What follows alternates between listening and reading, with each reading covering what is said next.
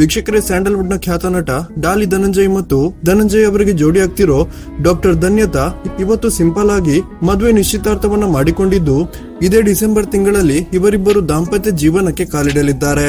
ಈ ಒಂದು ವಿಡಿಯೋದಲ್ಲಿ ನಾವು ಡಾಲಿ ಧನಂಜಯ್ ಮತ್ತು ಡಾಕ್ಟರ್ ಧನ್ಯತಾ ಅವರ ಸಿಂಪಲ್ ಎಂಗೇಜ್ಮೆಂಟ್ ನ ಸುಂದರವಾದ ಕ್ಷಣಗಳನ್ನ ನೋಡೋಣ.